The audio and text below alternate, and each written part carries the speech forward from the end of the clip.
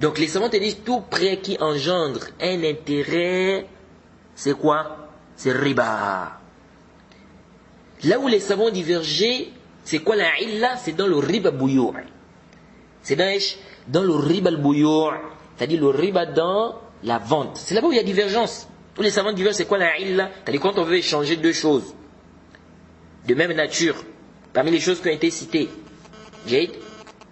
Les savants divergent déjà sur la illa, et donc ils divergent sur les choses qui ont, c'est-à-dire que qui sont, comment dirais-je, c'est-à-dire les choses qu'on va faire l'analogie avec. C'est-à-dire on va faire l'analogie ici par rapport, c'est-à-dire quelles sont les choses qui vont rentrer aussi dans l'interdiction en fait. Donc c'est là où les savants divergent. Donc ils vont diverger par rapport à la illa. Le savant qui va par exemple dire que la raison de l'interdiction dans comment on appelle ça là, les nourritures, ou dans les choses qui ont été citées, donc des choses qu'on mange, la personne qui va par exemple dire, comme les shafi'iyya, que la illa c'est parce que c'est de la nourriture. Donc ils vont te dire tout ce qui est nourriture, le riba rentre dedans. Si tu veux échanger tout ce qui est nourriture, ça doit être même quantité, ça doit être sur place. D'autres qui vont dire non, c'est pas ça, c'est parce que c'est denrée alimentaire. Ils vont dire tout ce qui est denrée alimentaire, le riba rentre dedans. D'autres qui vont dire non, c'est pas ça, c'est parce qu'on pèse, donc toute nourriture qu'on pèse, ça rentre. Donc ça veut dire ici que la divergence sur la illa de l'interdiction dans le riba, concernant les 6 choses qui ont été citées dans le hadith, ici c'est dans le riba al-buyou', c'est pas dans le riba al-duyun. Dans le riba al-duyun, ma fi khilaf, il n'y a pas de divergence là-bas. Donc ça veut dire ce que la banque fait là, c'est un prêt. Et en ce qui concerne le prêt, il n'y a pas de khilaf, il n'y a pas de divergence des savants, que tout, c'est-à-dire sur le fait que tout prêt qui engendre un intérêt, c'est quoi? C'est du riba. Donc que ce soit l'argent, que ce soit pas l'argent, que ce soit des pièces, que ce soit pas des pièces, donc tout prêt que tu vas faire, où il y a quoi? Ça engendre un intérêt, un profit, c'est quoi? C'est du riba. Donc pourquoi vouloir embrouiller les gens? Pourquoi vouloir embrouiller les gens? Et même Ibn Hazm, quand on dit qu'il est zahiri, qui voit que le riba ne se limite qu'aux 6 choses qui ont été citées dans le hadith, il te dit quoi? Il te dit quant au riba dans les prêts, il dit ça c'est dans tout, et il dit par consensus des savants. Bil ijma', bittifaq. Et Inch'Allah, ça va venir, je vais vous lire son texte, quand on va parler du riba, et quand on va refuter les shubhat, les ambiguïtés que ces gens-là, comme Islam ibn Ahmed, ils amènent des ambiguïtés aux gens. Les Bajrofi, les Hassan et Hussein et tout le reste. Si c'était moi le chef, c'est-à-dire ces gens-là, on devait d'abord les fouetter, bien fouetter. 10 coups de fouet, bien appliqués. Comme c'est venu dans le hadith en guise de ta'zir. 10 coups de fouet bien appliqués. Ensuite, on les enferme. On leur interdit de parler. On leur interdit de parler dans la région d'Allah. Parce qu'ils ne doivent même pas parler dans la région d'Allah. Des doulals, c'est-à-dire qu'ils sont seulement en train de quoi? C'est-à-dire en train de garer les gens. C'est des gens à fouetter. On les fouette d'abord bien, 10 coups de fouet. Ensuite, on les enferme. Et on leur interdit de parler. Les choses. Vous venez embrouiller les gens, les pauvres musulmans, vous les embrouillez avec des qaïd, que vous-même vous n'avez même pas compris. Et ce Islam ibn Ahmed là, il vient, il dit non, mais même là, c'est que la banque fait là, c'est le mudaraba. Mudaraba fait, et le mudaraba. Après, il fait une analogie qui est vraiment batil. Les choses. Donc, depuis 1400 ans, aucun savant n'a connu. C'est toi maintenant, toi Islam ibn Ahmed, c'est toi qui as compris maintenant le chapitre du riba. Donc tous les savants, aucun savant n'a compris le chapitre du riba. C'est toi qui as compris que non, ce que les banques font là, c'est pas un prêt, ce que les banques font là, c'est ceci, cela. Donc les savants n'ont pas compris ça avant toi. Quelqu'un lui a demandé que mais si on prend ce que tu dis là, ça veut dire que finalement il n'y a pas de riba aujourd'hui, donc personne n'a pas, ça n'existe même pas le riba aujourd'hui. Il dit mais est-ce qu'il faut forcément qu'il y ait riba? Regardez-moi des gens comme ça. On va lire des paroles des gens qui sont embrouillés, ils vont lire des paroles des gens qui se sont égarés sur certains sujets, et après ils viennent avec ça pour embrouiller les gens. Les choses. Et ça c'est quoi? C'est parce que beaucoup n'ont pas fait le farq, la différence entre le riba duyun ou le riba duyur. Duyun. Le riba al-buyur ou le riba duyun. C'est-à-dire l'intérêt dans la vente et l'intérêt dans le prêt. Il faut faire cette différence. Et en même temps aussi, il faut comprendre les qawa'id du shara', les règles dans la législation, et bien comprendre les règles dans le chapitre de la vente. Comment on peut venir rendre, vraiment, on va rendre des comptes auprès d'Allah. Comment on peut venir rendre les gens le riba halal en apportant des qawa'id batila, la wajha laha, wa la sihha. ايش هذا؟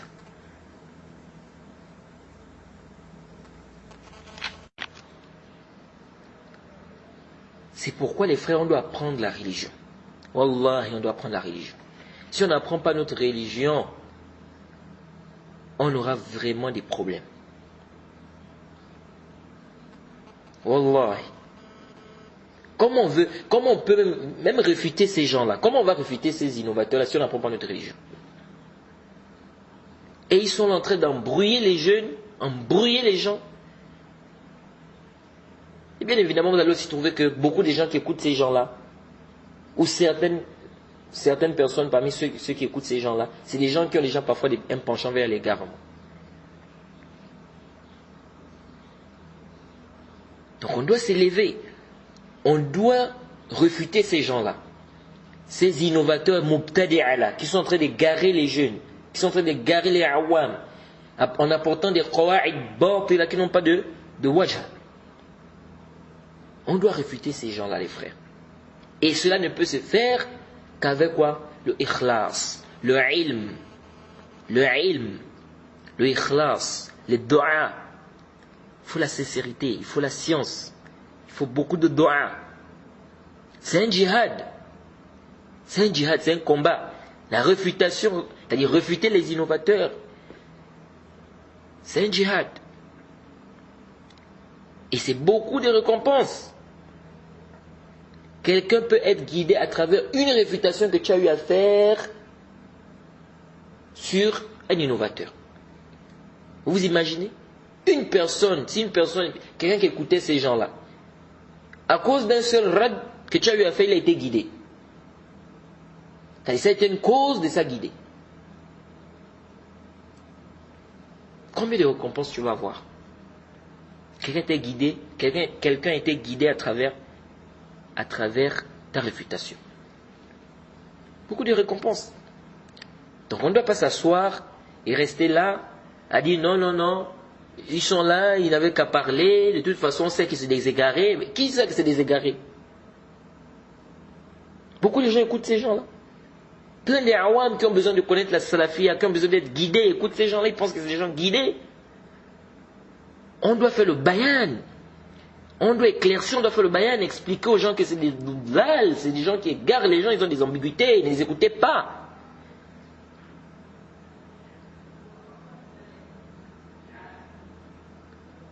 Ar-rad ala ahl al-bid'a, ça fait partie des asl min usul ad-din.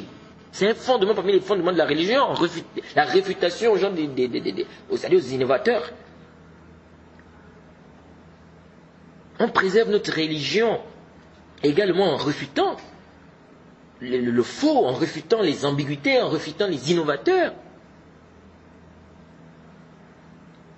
Aujourd'hui, si on arrive à savoir hadith sahih, ou hadith da'if, ou hadith maqloub, ou hadith shaz, ou hadith muttarib, ou hadith kaza ou kaza, comment on arrive à ça?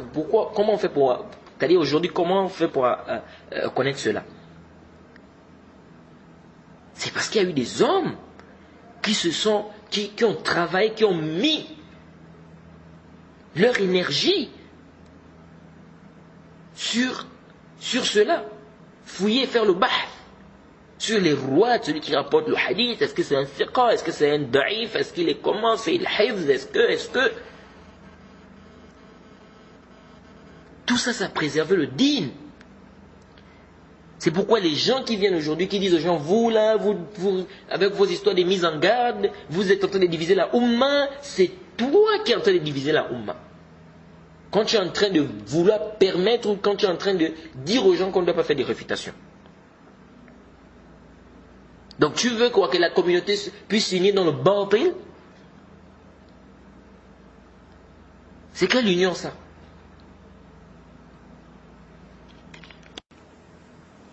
C'est pourquoi vous allez voir parfois les gens des bid'a, quand il s'agit de combattre les gens de la sunna, ils vont se mettre ensemble, même s'ils ont des croyances différentes, hein, ils se mettent ensemble. Tu les vois là ensemble, tu te dis que vraiment, mais ils sont vraiment, c'est-à-dire les croyances sont différentes. Ils ne sont pas d'accord entre eux, c'est plein de choses. Mais comme il s'agit de combattre les gens de la sunna, ils sont prêts à se mettre ensemble. C'est pourquoi même nous-mêmes, les gens de la sunna, on a besoin de l'iktilaf. On a besoin d'être ensemble. On a besoin de s'unir. On a besoin de s'unir parce que ces gens-là, si on est unis, il y a du ilm, il y a du ikhlas avec des du'a, on va faire un grand rire. Donc les frères doivent être unis. Les frères doivent s'unir. Et le Cheikh Rabi', hafizahullah, il met beaucoup un accent sur ça, l'union entre les frères, entre les salafiyin, l'union entre eux. On doit être unis. Pour faire quoi? Pour, n'est-ce pas, lutter contre ces innovateurs-là qui combattent la religion, hein, qui apportent des ambiguïtés, qui égarent les jeunes, qui égarent les gens. Donc ça c'est important pour nous de comprendre ça les frères. Que nous ne devons pas nous laisser abattre. Nous devons faire des efforts dans la religion, on doit prendre la religion, on doit faire des efforts, être sincère dans ce que nous faisons et aussi avoir le souci de la guider des autres. C'est important. Et bien évidemment, on doit s'unir sur le haqq, comme on rappelle toujours. On doit s'unir sur la vérité. On ne doit pas s'unir dans le batil. Et nous devons suivre le haqq. Nous devons suivre la vérité. Parce que la vérité, là, il est obligatoire pour nous de suivre la vérité. Et non pas de délaisser cette vérité-là pour suivre le hawa, les passions. Donc, vraiment, qu'Allah nous facilite et qu'il nous donne vraiment la compréhension de notre religion. On a besoin vraiment du ilm. On a besoin du ilm. On a besoin de la science, les frères. Sans la science, vraiment, c'est compliqué. C'est compliqué. Pourquoi beaucoup de gens aujourd'hui sont en train de s'égarer? Beaucoup, c'est le jahl. Le jahl. Et aussi, les gens écoutent n'importe qui. N'importe qui. L'essentiel qu'ils parlent bien la langue arabe, qu'ils parlent bien le français, c'est fini. Donc on ne regarde plus l'aqidah si vraiment son aqidah est vraiment salima, s'il est sur le minhaj, tout ça on ne regarde pas. Est-ce que cette personne est sur le minhaj? Non. Il parle bien français, ça suffit. Il parle bien la langue arabe, ça suffit. Pire même, aujourd'hui je vois même des gens, ils ne parlent même pas la langue arabe, aslan. Il fait da'wah, les gens sont en train de le suivre. C'est-à-dire, vous voyez à quel niveau les gens sont arrivés? C'est-à-dire, vous allez voir des gens maintenant, c'est la langue arabe seulement qu'ils regardent. Ils parlent la langue arabe, c'est bon. Donc les gens sont trompés par ça. Ou bien ils parlent français, ils parlent bien français, c'est bon. Aujourd'hui, ce n'est plus ça même. Aujourd'hui même, tu vois des gens qui ne parlent pas la langue arabe, qui font da'wah, et le problème n'est pas tant là. Ils font da'wah au lieu de revenir vers les ulama, là. Au lieu de revenir vers les savants, non. Parce que da'wah, c'est quelque chose d'âme. Le fait que tu appelles ton frère, par exemple, voilà ton frère qui consomme de l'alcool. Tu viens, tu lui dis, mon frère, vraiment l'alcool, tu sais, l'islam interdit, voilà, nasiha. Tu es en train de lui faire da'wah. Mais de là maintenant, tu n'as pas étudié la langue arabe. Tu n'as pas étudié le tawhid. Tu n'as pas étudié les ahkam du shara. Il y a plein de choses que tu ignores dans la religion. Tu es parti prendre un livre traduit tu commences à dire je fais une da'wah publique. Celui qui t'a traduit même, qui t'a d'abord dit qu'il a bien traduit le livre là. Et qu'est-ce qui te dit déjà que la traduction dans laquelle tu te bases là, c'est d'abord une bonne traduction. Ça déjà c'est un problème. Donc si lui il est égaré, tu vas prendre son égarement. Donc revenons vers les ulama. Revenez vers les savants. Les savants sont là, on revient vers les savants. Si la personne n'a pas la possibilité d'être en contact avec des savants, alors qu'il revienne vers des tulab al-ilm, les étudiants en sciences qui sont connus pour être sur le minhaj. Le minhaj. La personne est connue pour enseigner la sunna, pour enseigner le tawhid, il enseigne, il parle, il soutient, il défend les savants de la sunna. C'est pas quelqu'un qui est connu pour être un innovateur. Mais quant au fait d'écouter tout le monde, tu arrives sur internet, tu prends seulement, tu écoutes, parce qu'il parle bien la langue arabe, ou parce qu'il parle bien français. Ça c'est quoi? La wajhala, la sihhatala. Ça c'est pas une bonne voie. Ça c'est pas une bonne voie. Quand on a la compréhension de sa religion, on va s'arrêter ici. Wa subhanaka Allahumma bihamdik wa ashhadu an la ilaha illa anta astaghfiruka wa atubu ilayk.